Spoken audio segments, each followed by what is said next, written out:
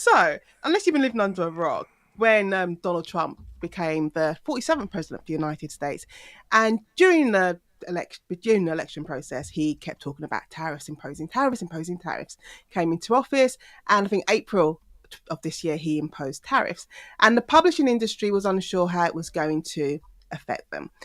Fast forward to the 29th of August, Donald Trump then basically cuts this clause, which is called a de minimis, I think, exemption, which means that there's no tax on small parcels under $800, which I think is equivalent to like £572. But now that he's cut this, he's got rid of it. A lot of the companies in the UK, whether it's companies like Gardeners or indie publishers, indie authors, if they're now sending parcels of their books to the States, there's going to be an added on tax on top of that. So now it's a question of, do they just, absorb those additional costs themselves, or do they pass them on to the customer? And at the moment, Royal Mail are no longer sending parcels to the States. So it's on pause. And when they do resume sending parcels to the States, you won't know. So if I send a parcel to a bookshop in I don't know, Texas, I won't know what the tax will be until 30 days after I've sent the parcel. Okay. So then what do I do?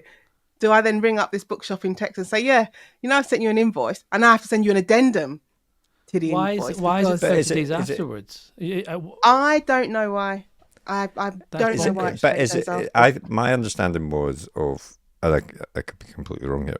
Is it not their problem? But is it not the receiving party's problem at that point, because the tariffs are charged on the importing, essentially? Well, the tariffs are charged on the import. So this is why it all got into a mess during the election. No one quite understood.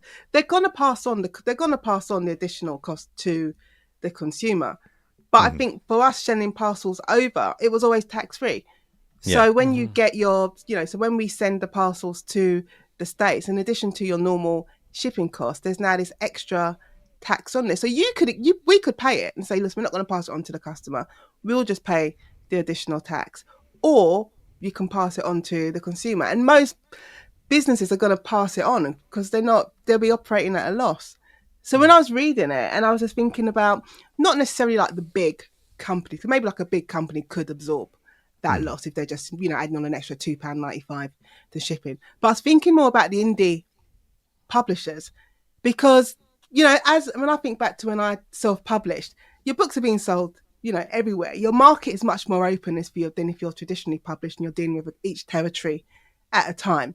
So I was sending books, like signed copies of books, to the States, and there was no additional cost to me. It was just shipping. But if you're an indie now and you're looking to grow your market, grow your reach, you're potentially losing out on a massive market in terms of readership and maintaining a relationship with them, because now you've got to think about, oh God, I've got to pay extra for shipping, and now I don't even know how much extra I'm going to pay because I've got to wait for another bill to come through in 30 days.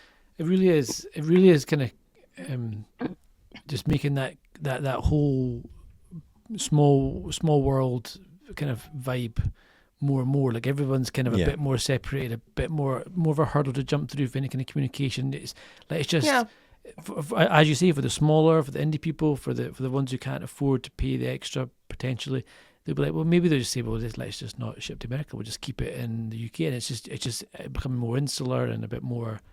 It's interesting as well, because there was another story this week in the bookseller about Penguin Random House saying that their profits were down due to rising costs, and I think Super Thursday, which is a sort of autumn release book, publishers were cutting back and things like that. So I think this is all part of the same story, essentially, is that costs are rising. There's a lot more uncertainty about how many books you're going to be able to sell abroad and all of this sort of stuff, or you're having to absorb these extra costs and all of these things. So and so not only for indie writers, but I think that all of that will impact on what publishers are willing to do in terms of new deals for authors. They'll probably be more risk averse in terms of debuts and all of this sort of stuff. It's going to impact all throughout the industry, I think. It kind of reminds me of back, you know, I'm saying Brexit is a politics episode today, but when going back to Brexit and prior to Brexit, I could send books off all over Europe. And it was just a normal, I'm just saying a normal postage, as if I was posting within the UK.